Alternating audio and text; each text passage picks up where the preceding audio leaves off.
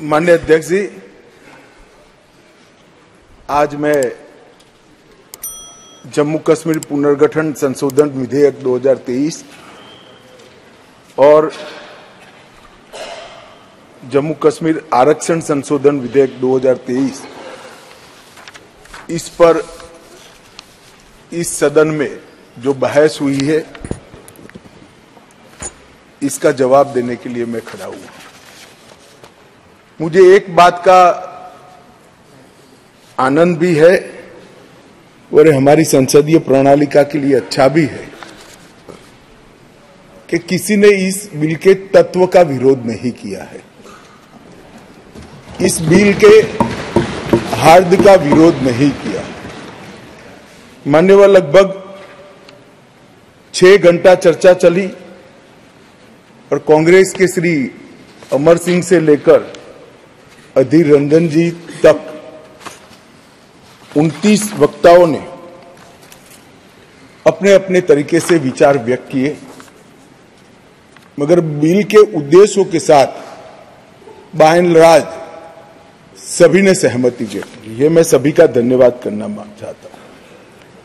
माननीय अध्यक्ष जी, मैं जो बिल लेकर आया हूं, जो विधेयक लेकर इस महान सदन की सहमति प्राप्त करने के लिए मैं खड़ा हुआ हूं,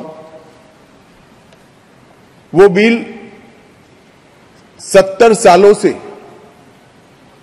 जिन्हों को अन्याय हुआ है, जो अपमानित हुए और जिनकी अनदेखी की गई है, वो सभी लोगों को न्याय दिलाने का बिल है, उनको अधिकार दिलाने का। माननीय अध्यक्ष जी, ये बिल किसी भी समाज में जो डिप्राइव लोग होते हैं उनको आगे बढ़ाना चाहिए। ये भारतीय संविधान की मूल भावना है, परंतु उसके साथ साथ इसका सम्मान न कम हो, इस तरह से आगे बढ़ाना चाहिए। अधिकार देना और अधिकार सम्मान के साथ देना, दोनों में बड़ा फर्क है। इसलिए कमजोर और वंचित वर्ग के जगह अन्य पिछड़ा वर्ग, ये नामकरण बहुत महत्वपूर्ण है। ये दोनों चीजों को ढेर सारे प्रतिपक्ष के सदस्यों ने अलग अलग तरीके से थोड़ा कम आंकने की प्रयास भी किया। किसी ने कहा कि पहले से हो रहा था, किसी ने कहा कि सिर्फ नाम बदल रहा है। मैं इन सभी को कहना चाहता हूं कि अगर हमें पिछड़ा वर्ग के लोगों के प्रति जरा भी संवेदना है तो नाम के साथ उनका सम्मान जुड़ा है, वो जरूर देखना। नाम के साथ सम्मान जुड़ा है, वो वही लोग देख पाते हैं जो उनका उत्कर्ष अपने भाई समझकर, अपने से पीछे रह गए भाई समझकर संवेदना के साथ उंगली पकड़कर आगे बढ़ाना चाहते हैं। वो लोग इसका नाम नहीं समझ सकते जो इसका वोट बैंक के नाते उपयोग कर अच्छे लच्छेदार भाषण देकर राजनीति में वोट प्राप्त करने का जरिया और साधन समझते हैं। नरेंद्र मोदी जी ऐसे नेता हैं जो स्वयं एक गरीब से गरीब घर में जन्म लेकर आज देश के प्रधानमंत्री बने हैं। वो पिछड़ों का दर्द भी जानते हैं, वो गरीब का दर्द भी जानते हैं।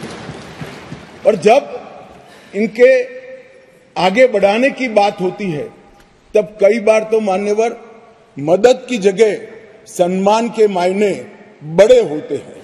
मदद से ज्यादा व्यक्ति का सम्मान उसके सेल्फ कॉन्फिडेंस को, उसके आत्मविश्वास को और उसके गौरव को सम्मानित करता है, बढ़ाता है, जो उसके जीवन में आगे बढ़ने का कारण होता है।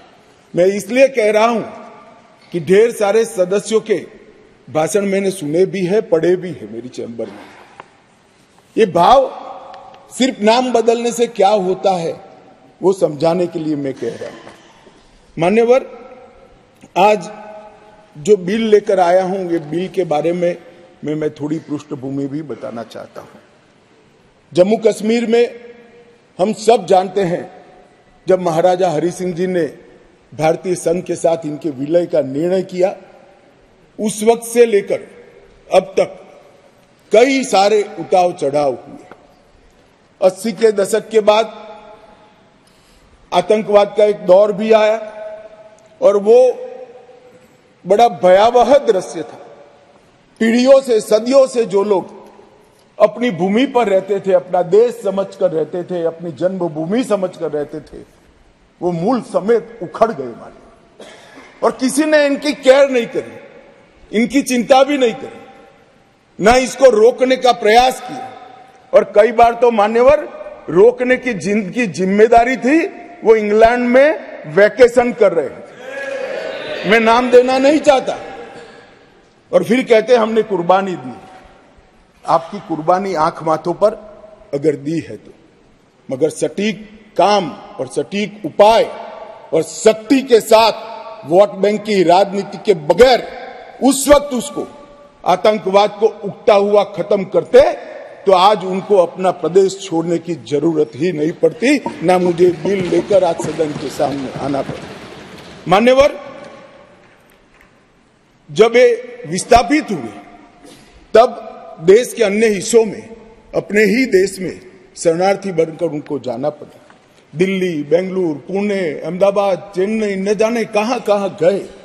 लगभग वर्तमान के आंकड़ों के अनुसार 46,631 परिवार और 1,57,967 लोग अपने ही देश में विस्थापित हो गए।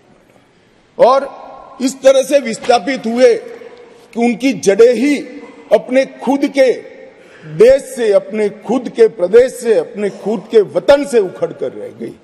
ये बिल उनको अधिकार देने का है, ये बिल उनको प्रतिनिधित्व देने का है। मान्यवर, कश्मीर के लिए एक प्रकार से 3 युद्ध हुए। 47 में पाकिस्तान ने कबालियों के नाम से आक्रमण किया। इसमें लगभग 31,779 परिवार पाक अधिकृत जम्मू कश्मीर से जम्मू कश्मीर में विस्थापित हुए। इनमें से 26,319 परिवार जम्मू कश्मीर में और 5,460 परिवार देश भर में फैल गए। वो पाकिस्तान के हमले के शिकार थे। इसके अतिरिक्त 1965 और 1971 में भी युद्ध हुए, उसमें और 10,065 परिवार विस्थापित हुए और कुल मिलाकर 48, 65 और 71 ये तीनों युद्धों में मान्यवर 41,844 परिवार विस्थापित हुए। ये विस्थापितों की स्थिति के बारे में मैं बाद में बात करता हूं, परंतु ये बिल है वो उनको अधिकार देने का बिल है, ये बिल उनको प्रतिनिधित्व देने का बिल है। आज वो लोग ऐसी स्थिति में नहीं है कि वो चुनाव लड़कर वहां की असेंबली में बैठ पाए। जो कहते हैं क्या हुआ धारा 370, कहां हुआ 5 और 6 अगस्त 5 और 6 अगस्त 2019 में ये हुआ कि इनकी सालों से न सुनने वाली आवाज नरेंद्र मोदी जी ने सुनी और आज उनको अधिकार मिला। मान्यवर, जिस 5 और 6 अगस्त का बिल 2019 का कुछ लोगों को जूते में पड़े कंकर की तरह खटकता है, उनको मैं बताना चाहता हूं, इसी बिल का हिस्सा था न्यायिक डिलिमिटेशन। ये एक शब्द नहीं है, 2 शब्द जोड़कर बना है, क्योंकि पहले जो डिलिमिटेशन हुआ था वो इस तरह से था, एक कॉन्स्टिट्यूएंसी यहां बनी है और दूसरा ये वो कॉन्स्टिट्यूएंसी का हिस्सा 15 किलोमीटर दूर है। क्यों? क्योंकि मुझे चुनाव जीतना है। इस तरह से डिलिमिटेशन हुए। ये डिलिमिटेशन के सामने मैंने जानबूझकर एज अ लेजिस्लेटर न्यायिक डिलिमिटेशन लिखा था, वो आज मैं सदन को बताऊं। डिलिमिटेशन कमीशन, डिलिमिटेशन और डिमार्केटेड असेंबलीज, ये लोकतंत्र का मूल जनप्रतिनिधि को चुनने की इकाई तय करने की प्रक्रिया है। असेंबली जो बनती है वहीं से मतदाता अपना प्रतिनिधि विधानसभा में भेजते हैं। अगर डिलिमिटेशन की प्रक्रिया ही पवित्र नहीं है तो लोकतंत्र कभी पवित्र नहीं रह सकता मान्यवर। इसलिए इस बिल के अंदर हमने व्यवस्था करी थी कि डिलिमिटेशन, न्यायिक डिलिमिटेशन फिर से किया जाएगा और सभी की सुनवाई हुई। डिलिमिटेशन कमीशन जम्मू कश्मीर में सब जगह पे गया, अंतिम जिले से लेकर पहले जिले तक सब जगह घूमे। कई समुदायों के प्रतिनिधियों ने इनको आवेदन पत्र दिए थे, पाक ऑक्यूपाई कश्मीर से आए हुए लोगों ने भी दिए थे और कश्मीर घाटी से भागकर जम्मू में शरण लेने वाले लोगों ने और कश्मीर घाटी से भागकर देश भर में फैले हुए कश्मीरियों ने भी आवेदन दिए थे कि हमारा प्रतिनिधित्व का कोई डिलिमिटेशन कमीशन संज्ञान ले। और मुझे आनंद है मान्यवर कि डिलिमिटेशन कमीशन ने इसका संज्ञान लिया। भारत के इलेक्शन कमिश्नर ने विधानसभा में 2 सीटें कश्मीरी विस्थापितों के लिए नामांकन की जा सके और 1 सीट अनधिकृत ऑक्यूपेशन जो हमारे कश्मीर का हिस्सा पाकिस्तान कर बैठा है वहां से विस्थापित लोगों में से एक व्यक्ति को नॉमिनेट करना पड़े। ये इसका हाथ। अब इसमें क्या है, पहले भी मिलता था ना, पहले नहीं मिलता था। पहले सिर्फ जरूरत लगे तो प्रतिनिधित्व न हो तो महिलाओं को 2 सीट दी जाती थी। हमने 3 सीटें और अपॉइंट करने की डिलिमिटेशन कमीशन की जो सिफारिश है उसको बिल में परिवर्तित कर कानूनी जामा पहनाकर आज मैं इस महान सदन के सामने उपस्थित हुआ हूं। मान्यवर, इसमें से 2 सीटें कश्मीरी विस्थापितों के लिए होगी जो घाटी से विस्थापित हुए हैं और 1 सीट पाक ऑक्यूपाई जम्मू कश्मीर के विस्थापित व्यक्तियों के लिए नामित की जाएगी। इसमें से एक महिला होना जरूरी है। इस प्रकार का एक कानूनी सुधार लेकर आज मैं यहां पर हुआ है। डिलिमिटेशन कमीशन के इतिहास में पहली बार 9 सीटें शेड्यूल्ड ट्राइब के लिए आरक्षित की गई है और एसटी के लिए 9 सीटें और अनुसूचित जाति और जनजाति के लिए 20 सीटों का आरक्षण की व्यवस्था करे। नई जो स्कीम बनी है उसमें जम्मू में पहले 37 सीटें थी, 37 सीटें थी। ये भी न्याय का सवाल है। जम्मू में पहले 37 सीटें थी, अब 43 हुई है, 43 हुई है। कश्मीर में पहले 46 थी, अब 47 हुई है और पाक ऑक्यूपाई कश्मीर की 24 सीटें, क्योंकि वो हमारा है, हमने रिजर्व रखी है मान्यवर, 24 सीटों को। इस तरह से पहले 107 सीटें जम्मू कश्मीर विधानसभा में थी, अब 114 सीटें हुई है। पहले 2 नॉमिनेटेड मेंबर हुआ करते थे, अब 5 नॉमिनेटेड मेंबर मान्यवर इसमें होंगे। जम्मू कश्मीर के कानून के हिसाब से 2 महिलाओं को राज्यपाल द्वारा मनोनीत किया जाता है और धारा 15 के अनुसार किया जाता है और अब इसमें कश्मीरी प्रवासियों में से 2, जिसमें से 1 महिला और पाक ऑक्यूपाई कश्मीर से 1 नामांकन किया जाएगा। मान्यवर, ये इसलिए संभव हुआ है कि 5 और 6 अगस्त को ये ऐतिहासिक बिल नरेंद्र भाई ने कैबिनेट में पारित किया और इस सदन ने इसको परमिशन दी, इसको मान्यता दी और धारा 370 चली गई। इसी का हिस्सा था ये डिलिमिटेशन कमीशन। मान्यवर, सुरक्षा का परिदृश्य में इस पर बाद में बात करूंगा। ढेर सारे सदस्यों ने इसकी चिंता भी व्यक्त की है, मैं भी चिंतित हूं, परंतु क्या हुआ है वो बताना ये मेरा फर्ज है, क्योंकि एक ओर से रिकॉर्ड पर चीजें आ गई है तो मुझे जवाब तो जरूर उसका देना पड़ेगा। और आज जो धारा 370 हटने के बाद क्या विकास हुआ, आतंकवाद तो अब भी चल रहा है, कश्मीरियत का कितना नुकसान हुआ, ये सारी चीजों के जवाब मैं बहुत डिटेल मान्यवर दूंगा। और ये दोनों जो संशोधन है वो संशोधन आने वाले दिनों में इतिहास इस सदन के इस प्रयास को और सदन के आशीर्वाद को हर कश्मीरी जो प्रताड़ित है वो याद रखेगा, हर कश्मीरी जो पिछड़ा है वो याद रखेगा कि नरेंद्र मोदी सरकार ने 70 साल से दर दर की ठोकरें खाने वाले भटकते हुए अपने ही देश के भाइयों बहनों को न्याय दिलाने के लिए उनको 2 सीटें का रिजर्वेशन दिया और अपना देश छोड़कर पाक ऑक्यूपाई कश्मीर से यहाँ शरणार्थी बने हुए लोगों को रिजर्वेशन दिया। और जो डिप्राइव थे उनको कमजोर लोग ऐसे अपमानित करने वाले शब्द की जगह पिछड़ा वर्ग का संवैधानिक शब्द इनके लिए रखकर आज ये बिल लगभग आए। इन्होंने क्या कहा, कई सदस्यों ने पूछा कि क्या हुआ है इनके लिए, विस्थापितों के लिए क्या हुआ है, रिजर्वेशन देने से क्या होगा। रिजर्वेशन देने से उनकी आवाज कश्मीर की विधानसभा में गूंजेगी और फिर कोई ऐसी स्थिति करना जाएगा तो नहीं रोकेंगे वो, क्योंकि उनकी आवाज वहां।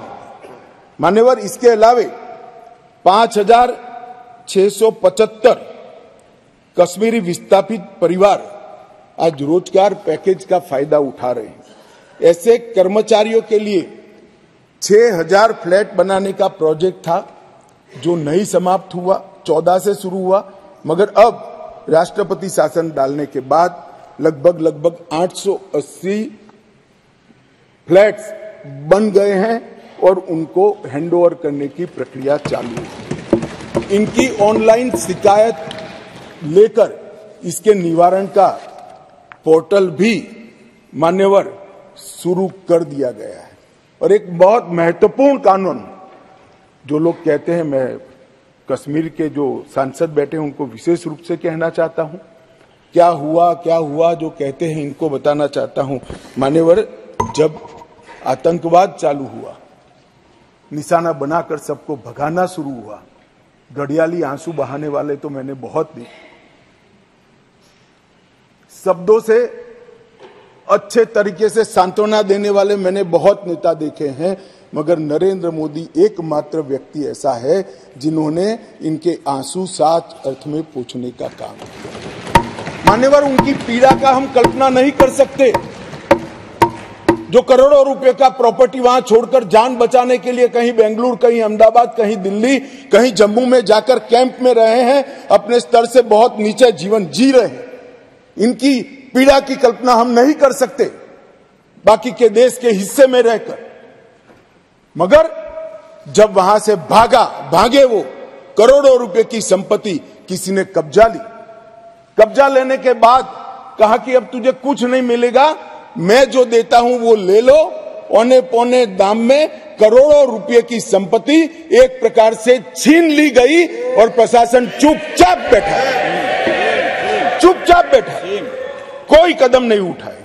और मान्यवर, हमने इसका रास्ता ढूंढा, नया कानून बनाया और वो रिट्रोस्पेक्टिव इफेक्ट से उनको वापस देने का काम भारतीय जनता पार्टी की नरेंद्र मोदी सरकार।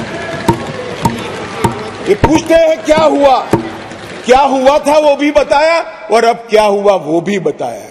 और बहुत बोले हो, धैर्य रखना सुनने का, आज जरा धैर्य रखकर सुनना। और मेरा निवेदन है, जितने बैठे कम ही बैठे हैं, चले न जाए। मान्यवर, अधिवास प्रमाण पत्र लगभग 1.6 लाख लोगों को अधिवास प्रमाण पत्र देने का काम ये भारतीय जनता पार्टी की सरकार ने। नरेंद्र मोदी जी के प्रधानमंत्री बनने के बाद प्रति व्यक्ति 3250 रुपया और अधिकतम सीमा परिवार में 13,000 रुपया कैश डॉल दिया जाता है इन लोगों को। प्रति व्यक्ति 9 किलो चावल, 2 किलो आटा और 1 किलो मासिक चीनी देने का काम हमारी सरकार करती है माननीय। और पाक ऑक्यूपाई कश्मीर से जो लोग आए थे उनको एक मुश्त 5.5 लाख रुपया एक साथ देने का काम ये नरेंद्र मोदी। जो लोग कहते थे कि क्या हुआ, आप तो मूल से ही कटे हो साहब। मूल के साथ संपर्क ही नहीं, कैसे मालूम पड़ेगा बदलाव क्या हुआ? इंग्लैंड में वैकेशन कर कर जम्मू कश्मीर के बदलाव का अनुभव नहीं कर सकते हो। मान्यवर, हमने दादा बैठो, दादा बैठो। आपको नहीं कह रहा हूं दादा बैठ जाइए, आप कहां कश्मीरी हो?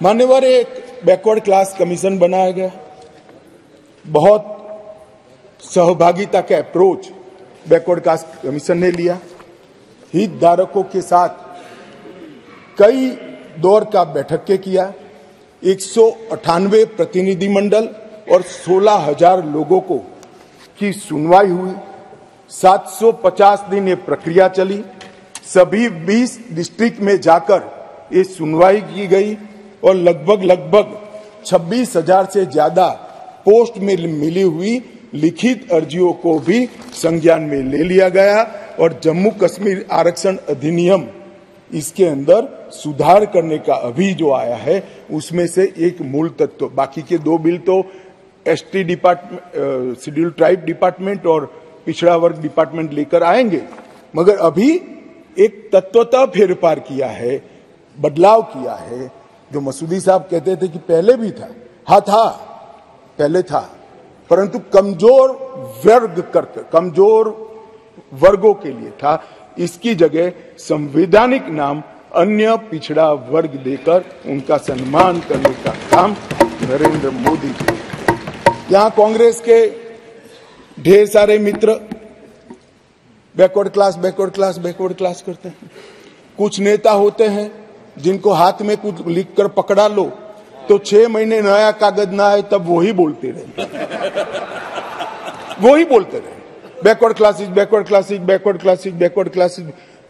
भाई पहले आपका इतिहास तो देखो।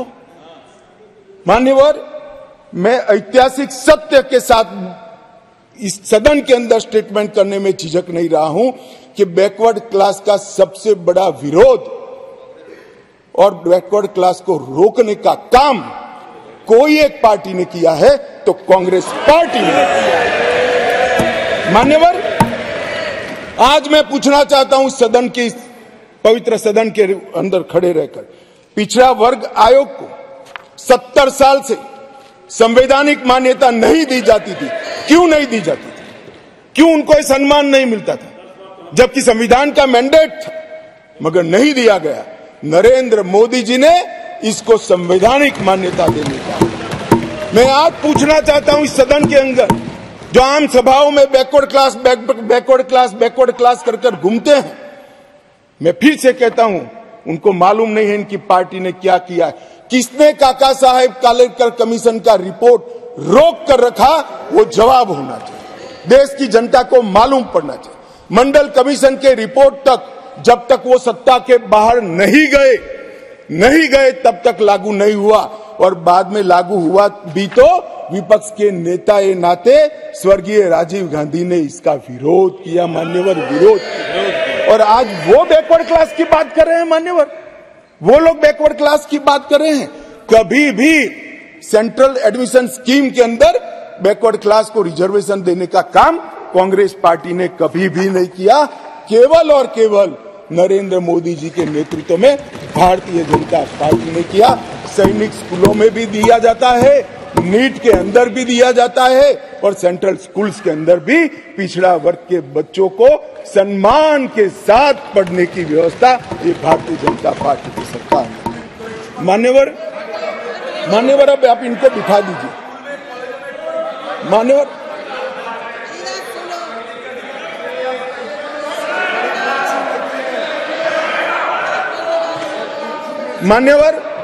अब तक डिप्राइव लोगों की बात करते हैं। अब तक ईडब्ल्यूएस, इकोनॉमी का रूप से पिछड़े लोगों को आरक्षण देने की बात कभी नहीं सोची गई। पहली बार नरेंद्र मोदी जी ने अनारक्षित जातियों के गरीब बच्चों को 10% रिजर्वेशन देने का काम। और मान्यवर, आज ये नामकरण में भिन्नता से क्या होता है इनको मालूम नहीं है। इनको मालूम नहीं है। मानो मेरी माँ का नाम कुसुम है, मैं उसको कुसुम बोलता हूँ और माँ कहता हूँ।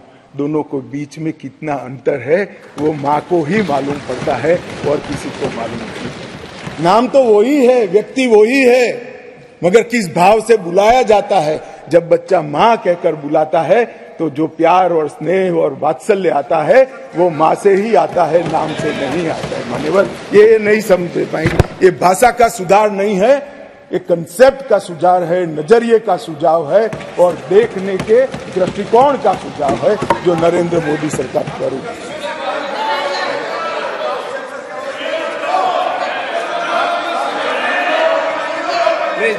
प्लीज। अरे यार अधीर रंजन, मैं एक बात कहता था कि एक नेता लिखा हुआ पढ़ते ही रहते थे, पढ़ते, तुम भी वो स्क्रिप्ट पढ़ने लगे यार। ऐसा मत करो यार अधीर रंजन जी, ऐसा मत करिए। आप माननीय विपक्ष के नेता है, आप भी तो कुछ पढ़ रहे हो। मैं जरा भी पढ़। अरे आपके बारे में नहीं बोल रहे वे, माननीय अधीर रंजन जी आपके बारे में नहीं बोल रहे। Please please. मान्यवर, मैं इनको बताना चाहता हूं, आजकल करते करते मेरे 32 साल किसी न किसी सदन में हो गए। मैंने आज तक कभी लिखा हुआ भाषण पढ़ा नहीं है। मैं मन की गहराइयों से बोलता हूं। मेरे हाथ में जो कागज होता है आंकड़ों और तथ्यों को रिफेर करने के लिए होता है, क्योंकि मैं जिम्मेदारी के साथ यहां पर हूं। मान्यवर प्लीज प्लीज प्लीज, माननीय सदस्य प्लीज प्लीज। मान्यवर, ये विधेयक नरेंद्र मोदी सरकार ने, देश के प्रधानमंत्री नरेंद्र मोदी जी ने देश में लाए हुए सैकड़ों सकारात्मक और परिवर्तनकारी प्रगतिशील परिवर्तनों की कड़ी में एक और मोती जोड़ने का काम ये विधेयक करेगा और इसलिए मैं आज इस सदन के आशीर्वाद मांगने आया हूं। मान्यवर, कुछ सदस्यों ने बात के अंदर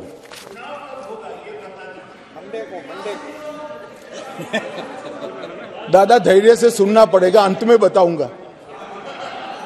बताऊंगा, तब तक आप टोके बगैर बैठे। मान्यवर, कुछ कानूनी और संवैधानिक मुद्दे खड़े कर पहले एक मॉरल बात लाए कि भाई जिस कानून के अंदर आप अमेंडमेंट लेकर आए हो वो कानून ही कोर्ट के सामने चैलेंज में है। मसूदी साहब तो हाई कोर्ट के जज रहे, विद्वान न्यायाधीश रहे हैं, अधिवक्ता अच्छे ही होंगे तभी तो जज बने होंगे। मैं उनको कहना चाहता हूं, धारा 370 भी काफी साल तक चैलेंज में रही, क्यों नहीं रोका उसको? जब चैलेंज में थी तो धारा 370 को क्यों नहीं रोका गया? और आज आपको कानून की मर्यादाएं याद आ रही हैं। फिर भी मैं स्पष्टता करना चाहता हूं, आपकी ही पिटीशन है, आप पिटीशनर हो। इस पर स्टे मांगा गया था, स्टे पर बहस हुई, न्यायाधीशों ने सुनवाई कर स्टे देने से इनकार किया। स्टे देने से इनकार किया। मैं बहुत रिस्पॉन्सिबिलिटी के साथ यहां बोल रहा हूं, कोई स्टे नहीं है।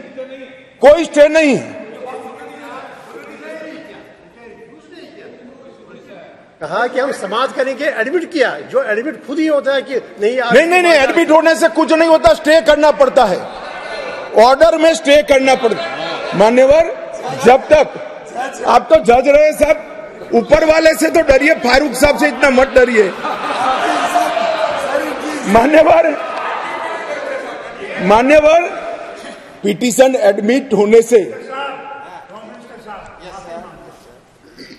को डराता नहीं, फिर भी डरते हैं, बोलिए। मेरा काम डराना नहीं है, आप लोगों का काम है डराना, हम डराते हैं। मान्यवर कहा है उसका जवाब मैं आपके बाद दूंगा। नहीं दे सकते आप, नियमों के अनुसार नहीं दे सकते। मान्यवर, जब कोई भी पिटीशन सुप्रीम कोर्ट के सामने जाता है, अगर सुप्रीम कोर्ट उसको स्टे नहीं देता है तो तब तक यथास्थिति बनती है, और यथास्थिति ये है कि राष्ट्रपति महोदय ने इसको कानून को बनाने का काम पूर्ण कर दिया है। ये यथास्थिति है। इसके लिए मैं इसके अंदर अमेंडमेंट लेकर किसी भी समय पर आ सकता हूं। और ये जो है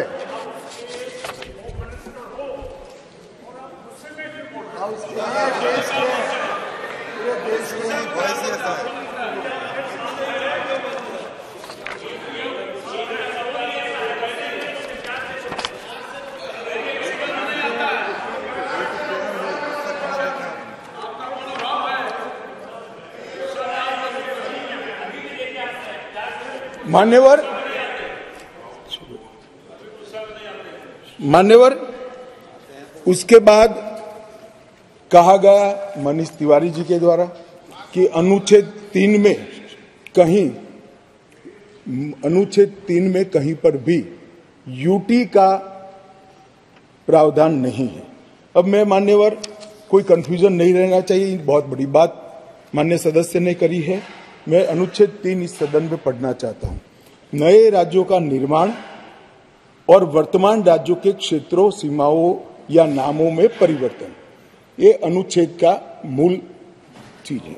इसके अंदर आगे किसी राज्य में उसका राज्य क्षेत्र अलग करने अथवा 2 या अधिक राज्यों को या राज्यों के भागों को मिलाकर अथवा किसी राज्य क्षेत्र को किसी राज्य के भाग के साथ मिलाकर नए राज्य का निर्माण देश की संसद कर पाएगी।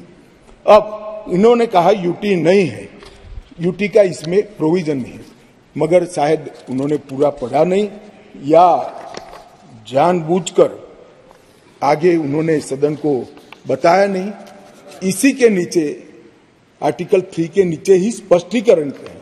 इस अनुच्छेद के खंड क से ड में जिसमें सारी चीजें आता है, राज्य के अंतर्गत संघ राज्य क्षेत्र समाहित है।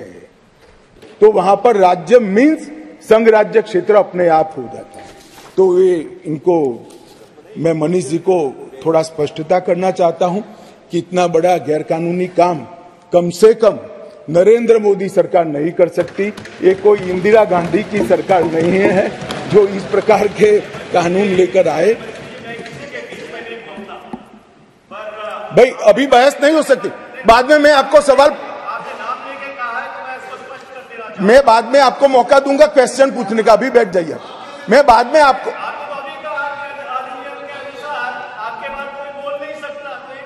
नहीं मगर प्रश्न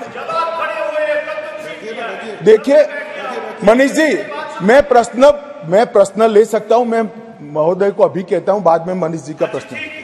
चल, ये भी नियमों के अंदर है। मान्यवर बाद में उन्होंने कहा कि अनुच्छेद 3 के परंतु को निलंबित करके राष्ट्रपति शासन डाला क्योंकि ये प्री डिजाइन था। मान्यवर मेरे पास लिस्ट है। आंध्र प्रदेश में राष्ट्रपति शासन 1973 में डाला, हम नहीं थे, कांग्रेस की सरकार थी, परंतु निलंबित किया गया था। अरुणाचल में डाला गया, परंतु निलंबित। 81 में आंध्र प्रदेश में उनकी सरकार, परंतु निलंबित किया था। 1990 में परंतु निलंबित किया था।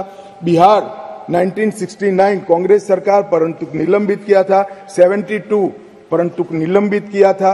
1977 परंतु निलंबित किया था। 69 बिहार, फिर गोवा 1990 परंतु निलंबित था। 1990 परंतु मेरे पास लगभग 27 राज्यों के 70 से ज्यादा है। एक में भी वो परंतु निलंबित करे बगैर राष्ट्रपति शासन नहीं डाला गया है।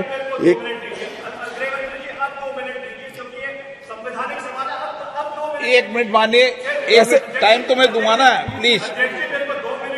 मान्यवर मैंने कहा उनको मैं जवाब सवाल पूछने दूंगा, वो क्यों इतने विचलित हो रहे हैं?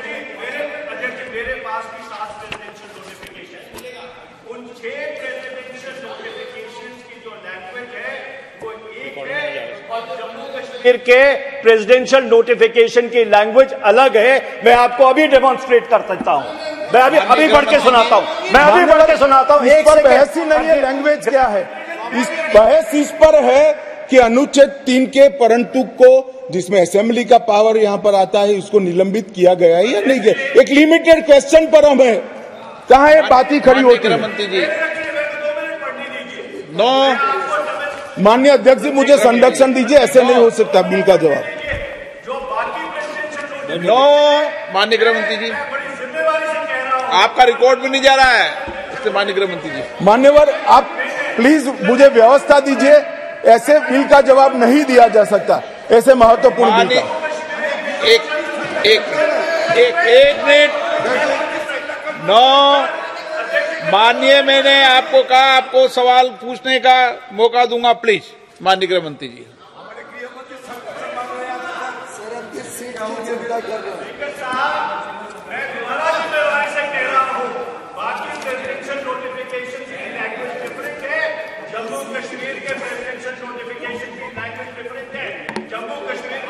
आप प्लीज नो। माननीय रामकृपाल जी प्लीज, माननीय मनीष तिवारी जी प्लीज।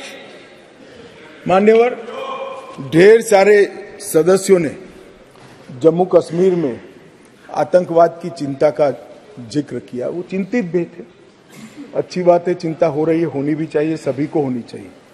उन्होंने सीधा सीधा इसको आर्टिकल 370 को निरस्त करने से जोड़ा। उन्होंने क्या क्या हुआ, अब भी आतंकवाद चल रहा है। उन्होंने क्या क्या हुआ, अभी कुछ दिन पहले सेना के कुछ जवान शहीद हो गए। ऑफिसर प्लीज, ऑफिसर जवान शहीद हो गए, कुछ घटनाएं भी हुई।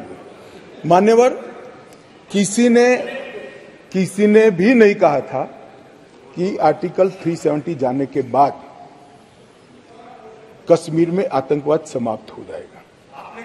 सुनिए ना, सुनिए, अरे भाई सुनो ना, मैंने कहा था आतंकवाद का मूल आर्टिकल 370 के कारण खड़ा हुआ अलगाववाद की भावना है।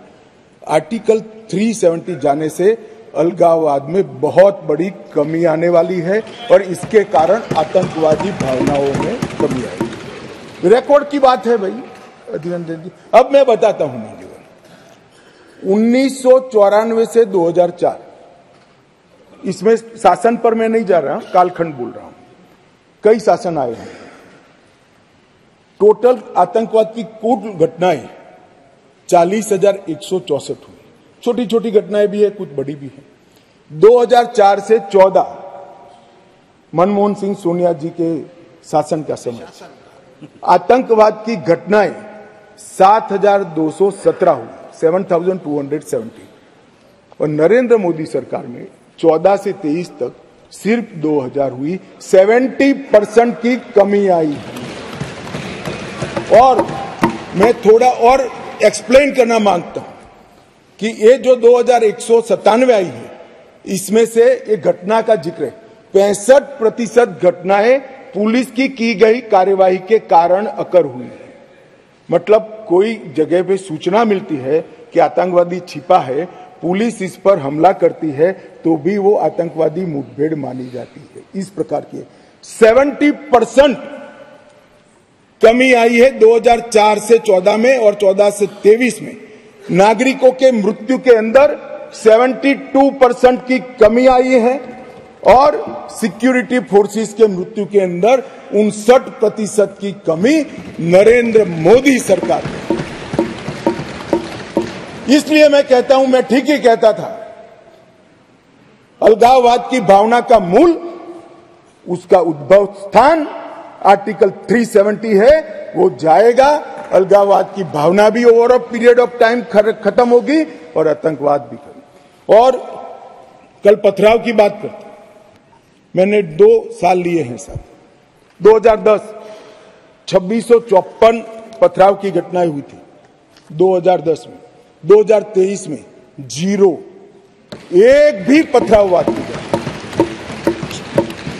ऑर्गेनाइज हड़ताल जो कॉल देकर, पाकिस्तान से कॉल देते थे इनके आका, और कश्मीर की वैली और जम्मू बंद हो जाते थे। 132 ऑर्गेनाइज हड़तालें हुई थी 2023 में, एक भी हड़ताल नहीं, एक भी बंद नहीं। मान्यवर, पथराव में नागरिकों की मृत्यु 2010 में 112 हुई थी, 23 में क्योंकि पथरावी नहीं हुआ है, नो इंजर्ड नो डेथ। मान्यवर, सिक्योरिटी फोर्सेस पथराव के कारण 6,235 हुए थे इंजर्ड सिक्योरिटी फोर्सेस, और इस बार क्योंकि पथराव ही नहीं हुआ है, 0 इंजर्ड है। क्या बदलाव हुआ है? इनको मैं कहता हूं क्या बदलाव हुआ है? अरे इसी सदन में रहकर सारी मर्यादाएं तोड़कर अगर धारा 370 खत्म हुई तो खून की नदियां बह जाएगी कहते थे। खून की नदियां छोड़ो, कंकड़ चलाने की हिम्मत नहीं है किसी की। इस तरह की व्यवस्था भारतीय जनता पार्टी की सरकार। और मान्यवर, सीज फायर के वायोलेशन की घटना 2010 में एक साल में 70, 2023 में 2, घुसपैठ 2010 में 489, 2023 में सिर्फ 48, आतंकवादी मारे गए 112 मारे गए थे, कुल मिलाकर एवरेज निकाल दे तो 278 आतंकवादी मारे गए हमारे। मान्यवर, वापिस लौट गए, पहले 18 वापिस लौटे थे, अब 281 वापिस लौट गए। पाकिस्तान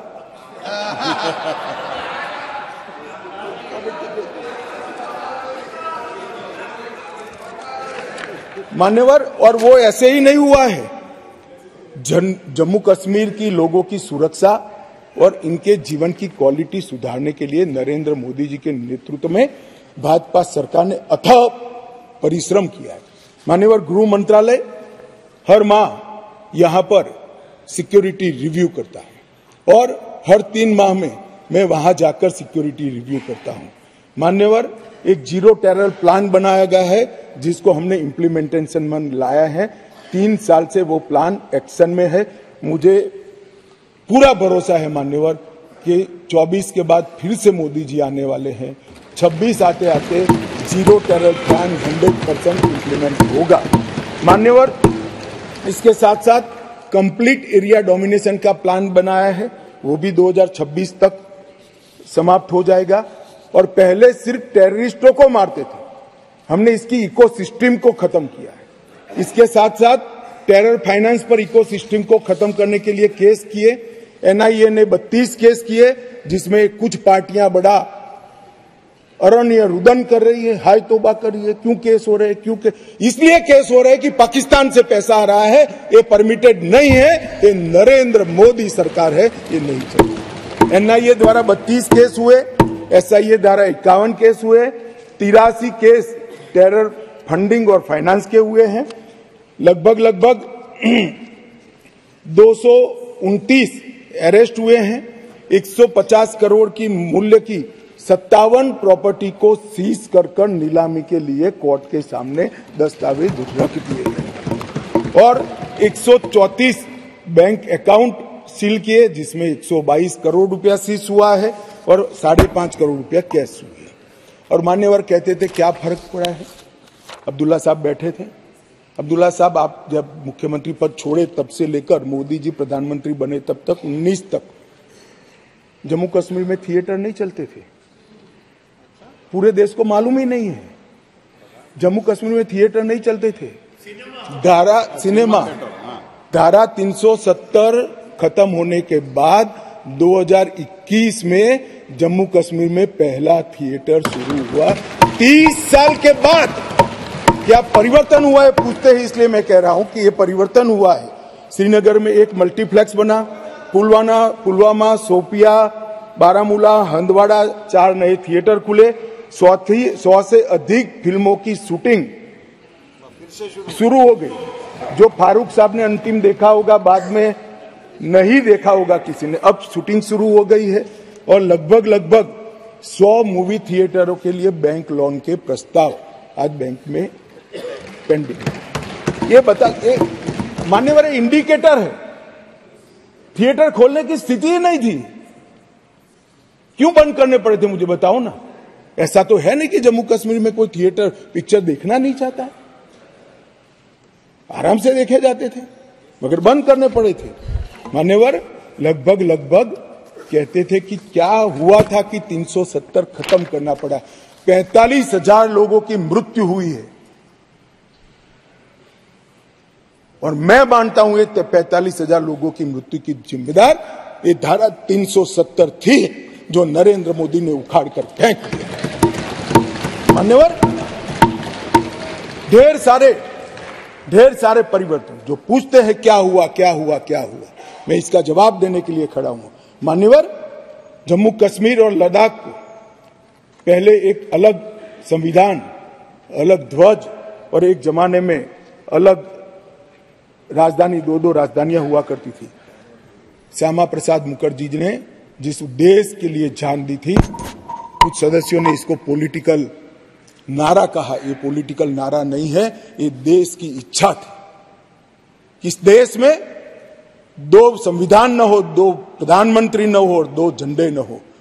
देश का झंडा, देश का निशान एक ही होना चाहिए, एक ही निशान के तले पूरा देश है। और कुछ सदस्यों ने कहा हमसे वादा किया गया था, हमसे वादा किया गया था। वादा किससे किया था? अंग्रेजों ने जो स्कीम बनाई थी आजादी के वक्त, कांग्रेस ने जिस स्कीम को अप्रूव किया, उसमें पूरा अधिकार महाराजा का था। देश भर में कहीं तो पब्लिक को नहीं पूछा गया। क्यों जम्मू कश्मीर में पूछना? और मैं वादे की भी बात करता हूं। चलो मान लेते हैं हमारे संविधान निर्माताओं ने वादा किया था, मगर आप आधा अधूरा पढ़ते हो, इसलिए कंफ्यूजन होता है। इसके अंदर आर्टिकल 370 के अंदर ऊपर टेम्पररी प्रोविजन लिखा गया है। टेम्पररी का मतलब क्या होता है? आजीवन अधिकार हो गया ना जी? कब का जाना चाहिए था, हिम्मत नहीं थी, नरेंद्र मोदी जी ने हिम्मत करी और धारा 370 को समाप्त। कोई वादा खिलाफी नहीं है। एक स्पिरिट जो संविधान का था कि आर्टिकल 370 टेम्पररी है, ये टेम्पररी का दिन ही नहीं आता था। मोदी जी ने 5 अगस्त को वो दिन ला दिया और टेम्पररी था वो चला गया। मान्यवर, पहली बार कश्मीरी, डोगरी, हिंदी और अंग्रेजी और उर्दू को राज्य की आधिकारिक भाषाएं बनाई। मान्यवर, राइट टू एजुकेशन एक्ट पहली बार, उसकी चर्चा होगी तब बताऊंगा, बैठ जाइए। भूमि अधिग्रहण और मुआवजे का कानून, forest right act, SC ST prevention atrocity act, whistle blower protection act, juvenile justice act और अल्पसंख्यक आयोग अधिनियम 1992 ये रोक कर रखे थे, वो अब लागू हो गए। असेंबली वहां की 6 साल की बना कर रखी थी, अब वो भी 5 साल की हो गई। और बड़े बदलाव हुए।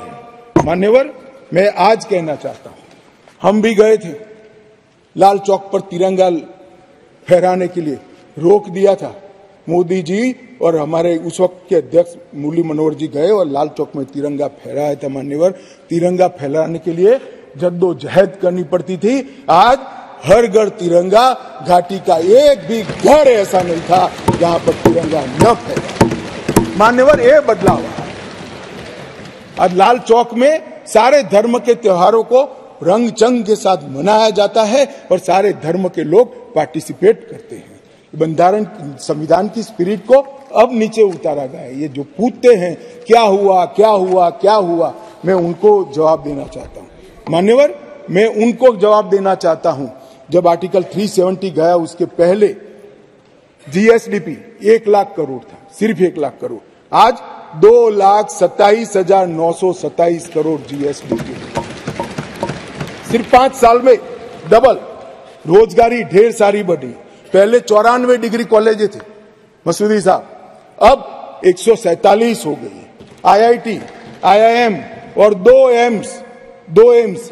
सबसे पहला राज्य ऐसा है जहां 2 एम्स दिए गए, वो हमारा जम्मू कश्मीर। मेडिकल कॉलेज पहले 4 थे 70 साल में, 7 नए मेडिकल कॉलेज बनाए गए, 15 नर्सिस कॉलेज बनाए गए। मेडिकल सीट 500 थी, अब नई 800 सीटें जोड़ने का काम आर्टिकल 370 जाने के बाद हुआ है। 367 PG की सीटें थी, उसमें नई 397 सीटें जोड़ने का काम नरेंद्र मोदी सरकार ने किया है। और लगभग मिड डे मील 6 लाख लोगों को मिलता था, अब 9,13,000 लोगों को मान्यवर मिड डे मील मिलता है। प्रधानमंत्री ग्राम सड़क योजना की एवरेज 158 किलोमीटर थी, अब 8,068 किलोमीटर प्रति साल हो गई। क्या हुआ है जो पूछते हैं इनको मैं बताता हूं। मैं देता हूं जवाब।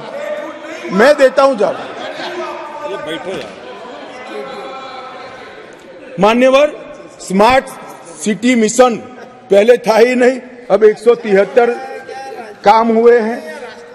प्रधानमंत्री आवास योजना में 70 साल में 24,000 घर दिए गए थे। ये 5 साल में 1,45,000 लोगों को घर देने का काम नरेंद्र मोदी सरकार। 75 साल में 4 पीढ़ियों ने 7,82,000 लोगों को पीने का पानी पहुंचा चुके थे। अब नए 13 लाख परिवारों को पीने का पानी पहुंचाने का काम नरेंद्र मोदी सरकार ने किया। मान्यवर, शिशु मृत्यु दर 22 थी, वो कम होकर 14.30 पर लाने का काम नरेंद्र मोदी सरकार ने किया है। और लगभग 47 जन औषधि केंद्र थे, इसकी जगह 227 जन औषधि केंद्रों पर आज सस्ती दवाइयां वहां पर 5 साल में मिल रही। मान्यवर, स्पोर्ट्स में युवाओं की भागीदारी 2 लाख से बढ़कर 60 लाख तक पहुंची है, क्योंकि अब खेल हो सकते हैं। मान्यवर, पेंशन के लाभार्थी में 6 लाख से 10 लाख तक पहुंचे हैं। ये सारा परिवर्तन केवल और केवल नरेंद्र मोदी सरकार ने आर्टिकल 370 जाने के बाद किया है। और जो राष्ट्रपति शासन को क्रिटिसाइज करते हैं उनको मैं बताता हूं, हम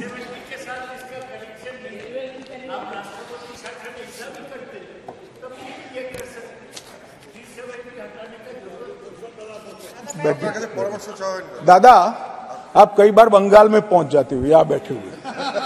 370 के कारण आतंकवाद घटा है। आतंकवाद जाने के कारण, कम होने के कारण वहां अच्छा वातावरण हुआ है। इसी के कारण ये सब डेवलपमेंट हुआ है, वरना IIM न होता, ना एम्स होता, कुछ न होता। आप नहीं समझ पाओगे। जब हमारा सरकार बंगाल में आएगा, वातावरण सुधरेगा और विकास होगा, तब मालूम पड़ेगा कि क्या परिवर्तन है।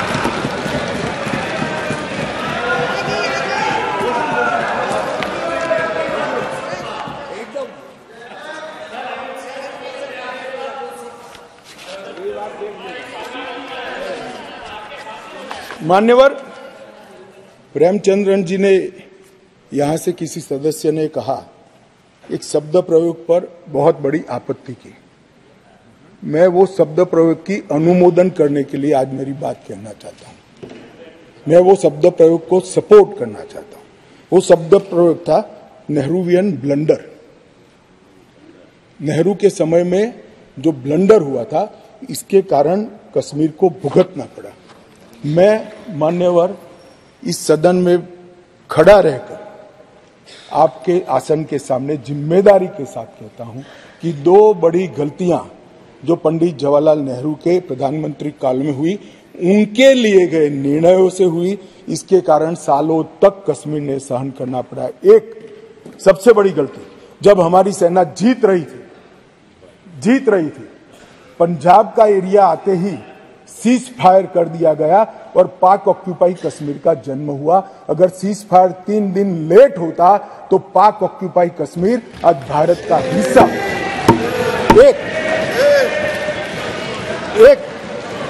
ये चर्चा में करेंगे उस दिन, बैठ जाओ।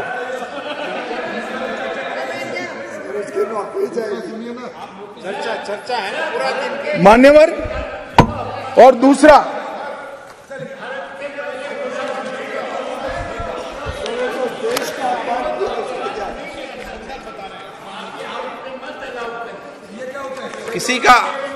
किसी का अपमान नहीं करे, संदर्भ बता रहे हो तो हिस्टोरिकल फैक्ट है। बैठ जाइए।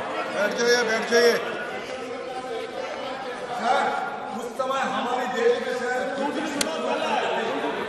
सारे हमारी फौज कंट्रोल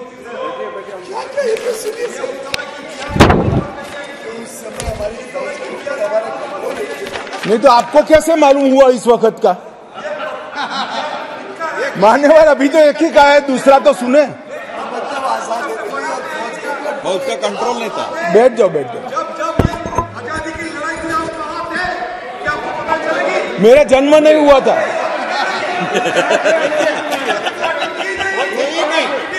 मान्यवर अमित भाई नहीं थे।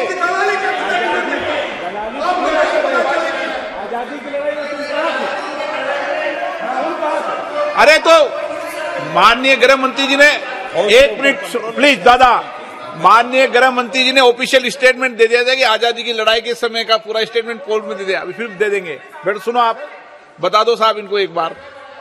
दूसरी गलती, दूसरा संदर्भ और कर दें आप, गलती नहीं संदर्भ, सॉरी। मान्यवर, एक ही गलती बताने से इतना तिल मिला गया। नहीं, मैंने हटा दिया। मैं तो सिर्फ नहीं, ऐसा नहीं है, मैं सिर्फ दो ही बताना चाहता हूं। एक, पूरा कश्मीर जीते बगैर सीज फायर कर लिया, और दूसरा, यूएन के अंदर हमारे मसले को ले जाने की बहुत बड़ी गलती की। मान्यवर, मैं एक कोट अनकोट पढ़ना चाहता हूं। मैंने बहुत सावधानी से आपके द्वारा उठाए गए बिंदुओं को देखा, एक पत्र का हिस्सा है। मैंने बहुत सावधानी से आपके द्वारा उठाए गए बिंदुओं को देखा है, लेकिन मुझे डर है कि मेरे विचार आपके नहीं, सॉरी, यूनाइटेड नेशन के अनुभव के बाद, मान्यवर, यूनाइटेड नेशन के अनुभव के बाद मैं इस निष्कर्ष पर पहुंचा हूं कि वहां से कुछ संतोषजनक नतीजे की उम्मीद नहीं की जा सकती। मुझे यह एक अच्छा फैसला लगा, इनटू ब्रैकेट सीज फायर, मुझे यह एक अच्छा फैसला लगा, लेकिन इस मसले को ठीक से नहीं निपटा गया। हम सीज फायर पर विचार करके कुछ बेहतर मार्ग निकाल सकते थे। मुझे लगता है कि भूतकाल में हमसे द्वारा की गई गलती है। इसमें आपत्ति है? नहीं कर सकते, स्वयं जवाहरलाल नेहरू ने कहा है। अब मुझे क्या कह रहे हो? नेहरू ने स्वयं कहा है। मैं रेफरेंस भी दे देता हूं। Nehru memorial museum and library, Jawaharlal Nehru collection, JNSG 143 के अंदर स्वयं जवाहरलाल नेहरू का शेख अब्दुल्ला जी को लिखा हुआ पत्र के मेरी गलती थी। मैं सब किसी को कोट नहीं कर रहा।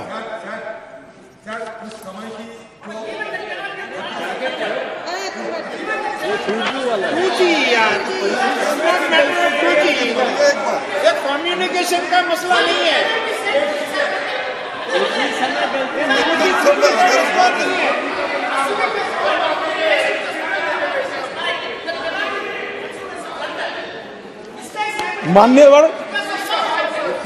मान्यवर मिस्टेक बोल रहे उसको, इतना बड़ा कांड हो गया, देश की भूमि गई, तुझे को लगता है सिर्फ मिस्टेक है।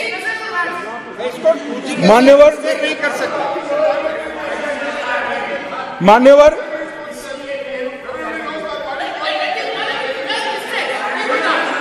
सर ये सोचिए, भूमि चली गई, मिस्टेक बोलता है, ब्लंडर। मान्यवर,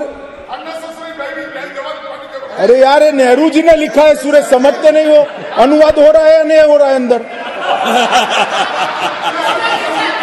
ये नेहरू जी ने कहा है, मैंने नहीं कहा है। माने, मैं तो नेहरू जी का कोट पढ़ रहा हूं, क्यों गुस्से हो रहे हैं मुझ पर? गुस्सा होना है तो नेहरू जी पर होना चाहिए। ये उनका कोट है, मुझ पर गुस्से हो रहे हैं। मेरी तो समझ में ही नहीं आता है।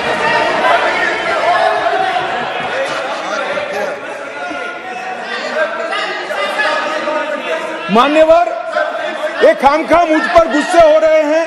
मैंने जो पढ़ा है वो नेहरू जी ने स्वयं शेख अब्दुल्ला जी को लिखा हुआ है, और गुस्से होना है तो जवाहरलाल नेहरू जी पर उनको होना चाहिए।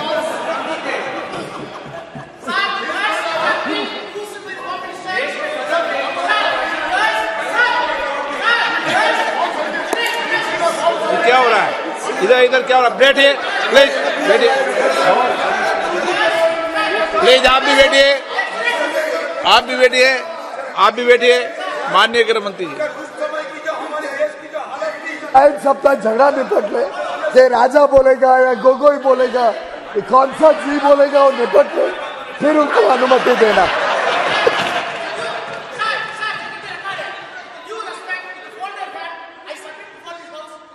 Home Minister, the words the words which are being used as against Nehru by the Home Minister are not at all matching to the stature of Home Minister. माननीय गृह मंत्री,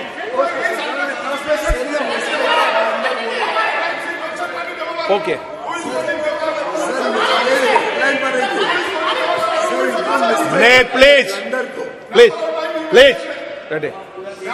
प्लीज पीछे से सीनियर मेंबर कह रहे हैं आपको please बैठ जाइए।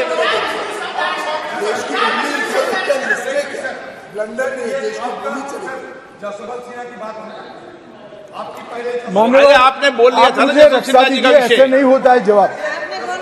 आपने बोल लिया था, प्लीज। अरे आपने कोट किया है, बैठो अभी।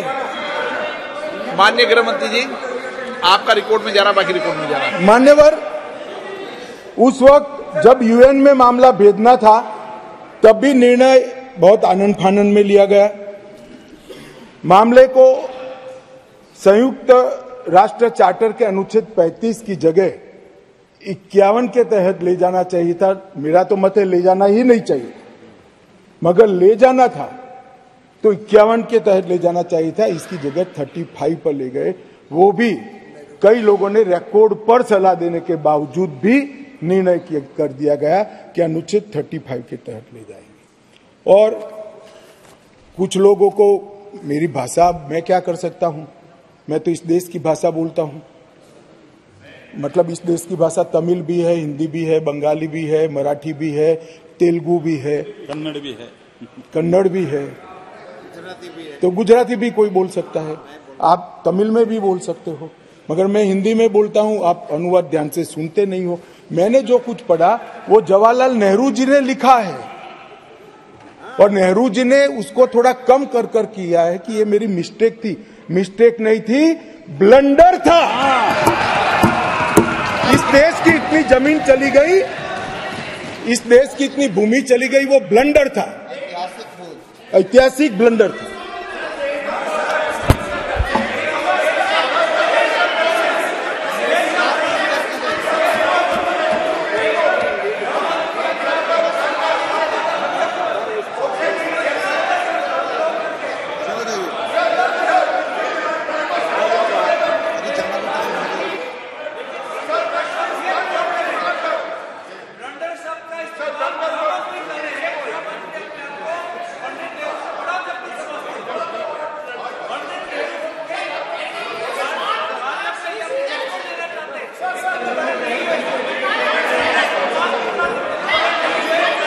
मान्यवर, माननीय सदस्य, ये शब्दों की व्याख्या को समझो प्लीज। No please.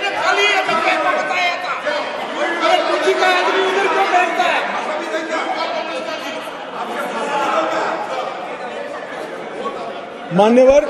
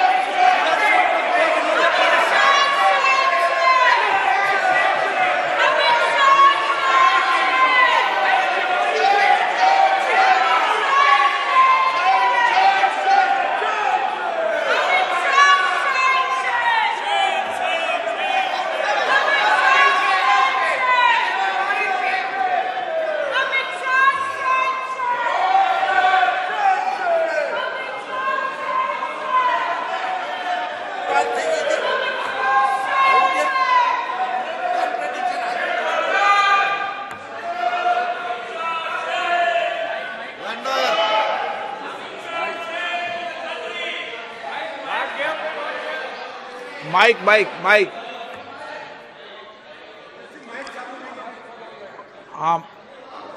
आप बोलिए। और एक क्षेत्र में ब्लंडर का शब्द का प्रयोग किया गया है, वो भी जवाहरलाल नेहरू जी के क्षेत्र में, वो है हिमालयन ब्लंडर। इसके बारे में भी गृह मंत्री जी थोड़ी बात बोल सकते हैं। ब्लंडर से ऐसा है मान्यवर, मैं माननीय सदस्य को कहना चाहता हूं, माननीय सभ्यश्री को कहना चाहता हूं, खाली ब्लंडर से इतना नाराज है, हिमालयन बोलता तो इस्तीफा देकर जाते। आजाओ बैठो। मान्यवर मुझे अभी एक हमारी ट्रेजरी बेंच में बैठे हुए सदस्य ने कहा, मेरे साथी मंत्री ने कहा कि अमित भाई उन्होंने सुबह बताया था आपको कि चले जाएंगे, आप पहले से कहते थे। मुझे कोई बताया नहीं, मेरी ऐसी बातचीत ऑफ द रिकॉर्ड कभी होती है, परंतु मैं जानता हूं कि पिछड़ा वर्ग की जब जब बात आती है कांग्रेस कभी सहयोग नहीं करेगी, छोड़कर। इसलिए मुझे यहां तक विश्वास था कि पिछड़ा वर्ग को सम्मान देने की बात में कांग्रेस वोट दे ही नहीं सकती, देने की ना उनको परमिशन है, ना उनको मैंडेट है, ना उनको इच्छा है, इसलिए वो चलेगी।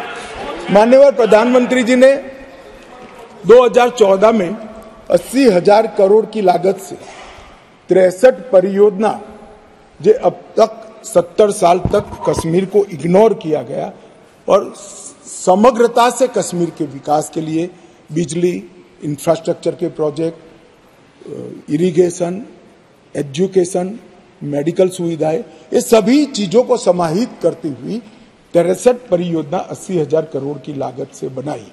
इसमें लगभग 9 परियोजनाएं 21,000 करोड़ की लद्दाख की थी जो अब अलग यूटी में चली गई, परंतु जम्मू कश्मीर की बात करें तो 32 परियोजनाएं 58,477 करोड़ की लगभग पूरी हो गई है और 58,000 करोड़ में से 45,800 करोड़ रुपए का व्यय समाप्त। ये मैं बताता हूं, ये कह रहे कि क्या हुआ है इसके लिए मैं कुछ योजनाओं का नाम भी जरूर पढ़ना चाहूंगा। 5,000 मेगावाट के लक्ष्य रखकर 4,287 करोड़ की 642 मेगावाट की कीरू हाइड्रो परियोजना, क्वार हाइड्रो परियोजना 540 मेगावाट 5,000 करोड़, रतले हाइड्रो परियोजना 5,200 करोड़ 850 मेगावाट, 8,112 करोड़ की 1,000 मेगावाट की सोपाक दल दूल हाइड्रो परियोजना, सावलकोट हाइड्रो परियोजना 1,856 मेगावाट की 2,300 करोड़ की और शाहपुर कंडी बांध सिंचाई और बिजली परियोजना 2,793 करोड़ की। सिर्फ जल विद्युत के अंदर इतना सारा पैसा ये 10 साल के अंदर इन्वेस्ट हुआ है और पहली बार सौर ऊर्जा 1600 मेगावाट की प्राप्त करने के लिए भी प्रोजेक्ट वहां पर डाला गया है। 38 ग्रिड स्टेशनों का निर्माण हुआ, 467 किलोमीटर नई ट्रांसमिशन की लाइनें बिछाई गई, 266 उप स्टेशनों को बनाया गया और 11,000 सर्किट किलोमीटर की HT और LT लाइनों को बिछाने का काम नरेंद्र मोदी सरकार ने किया है। सिंचाई का जहां तक सवाल है 62 करोड़ की रावी नहर योजना पूरी कर ली गई, 45 करोड़ का टसर चलन 3 त्राल सिंचाई योजना का पूरा किया गया। झेलम और सहायक नदियों के बाढ़ प्रबंधन के लिए 399 करोड़ के तीसरे चरण का काम पूरा हो गया। 1632 करोड़ का दूसरे चरण का काम चल रहा है और चरण 1 का काम पूरा होकर 31,800 क्यूसेक से बढ़कर 41,000 क्यूसेक की परिवहन की क्षमता आज परिवहन कर रही है। शाहपुर कंडी बांध परियोजना भी पूरी हो गई है। जम्मू प्रांत की प्रमुख नहरों से 3 पीढ़ियों से गाद नहीं निकाली गई थी, 59 दिन में ही राष्ट्रपति शासन लगने के बाद गाद निकालने का काम 70 साल के बाद पूरा हुआ है। रेल नेटवर्क का विस्तार हुआ है। 3,127 करोड़ रुपए की अनुमानित लागत से 8.45 करोड़ की लंबी विन ट्यूब काजीकुंड बनिहाल सुरंग का निर्माण हो गया है और लगभग 8,000 किलोमीटर नए रोड ग्रामीण सड़क योजना के बना है। जम्मू कश्मीर के 10 शिल्प को GI टैग मिला, डोडा का गुच्छी मशरूम भी जीआई टैग मिला। आरएस पुरा के बासमती चावल को जैविक प्रमाण पत्र जारी किया गया और समग्र कृषि विकास के लिए 5013 करोड़ की योजना की गई। पूरे देश में सिर्फ गरीब व्यक्तियों को 5 लाख तक का स्वास्थ्य का पूरा खर्चा सरकार उठाती है साहब, पूरे देश में सिर्फ गरीबों का उठाती है। जम्मू कश्मीर में सभी व्यक्तियों का 5 लाख तक का पूरा खर्चा आज सरकार उठाती है। हमने बहुत रुजुता के साथ, बहुत संवेदनशीलता के साथ जम्मू कश्मीर को संभालने का कहा है। जो लोग कह रहे थे क्या हुआ, भारतीय जनता पार्टी का शासन आने के बाद अंतिम पर्यटक 14 लाख थे, अब 2022-23 में 2 करोड़ पर्यटकों ने जम्मू कश्मीर का, और जून 23 तक 1 करोड़ समाप्त हो गया है। मुझे विश्वास है कि 2 करोड़ का भाजपा सरकार, नरेंद्र मोदी सरकार का रिकॉर्ड नरेंद्र मोदी सरकार ही समाप्त हो। इस दिसंबर में रिकॉर्ड किया। जम्मू कश्मीर जो एक ऐसा गंतव्य स्थान बना है जिसका वातावरण प्राकृतिक हो, मानांक वैश्विक हो, दृष्टिकोण आधुनिक हो, आतिथ्य पारंपरिक हो और अनुभव में मनोरंजन और रोमांच दोनों हो, इस प्रकार का एक पर्यटक स्थल आज बना है। होम स्टे की नीति बनी है, फिल्म की नीति बनी है, हाउस बोट के लिए भी एक पॉलिसी बनाने का काम कर रहा है। जम्मू रोपवे परियोजना 75 करोड़ खर्च कर पूरा कर ली गई है और इंडस्ट्रियल पॉलिसी भी पूरी कर ली गई है।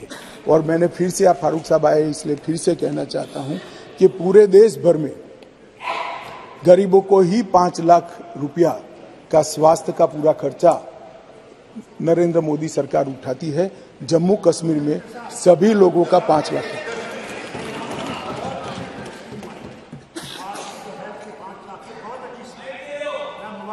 धन्यवाद। धन्यवाद साहब, धन्यवाद।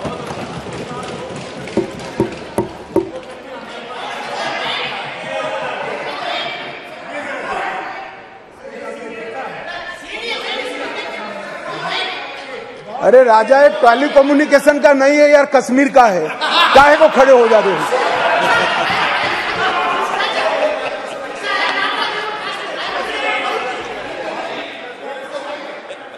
They are refusing to take it because they say हमें पैसा इसकी तरफ देख के मेहरबानी कर दी।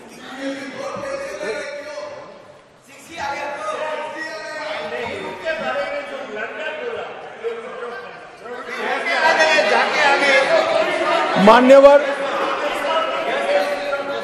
बैठिए दादा, आपके जाने के बाद एक माननीय सदस्य खड़े हुए, उन्होंने कहा इसके लिए ब्लंडर नहीं हिमालयन ब्लंडर भी शब्द प्रयोग किया गया।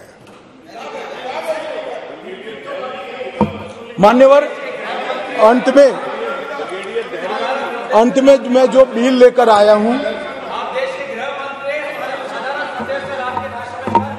अंत में मैं जो बिल लेकर आया हूं वो सालों से जो वंचित थे, अधिकारों से वंचित थे, अपना देश, अपना प्रदेश, अपना घर, अपनी भूमि, अपनी जायदाद छोड़कर अपने ही देश में निराश्रित हो गए, ऐसे लोगों को अधिकार लेने का बिल है। जिनका देश ही छूट गया, ऐसे लोगों को अधिकार लेने का बिल है।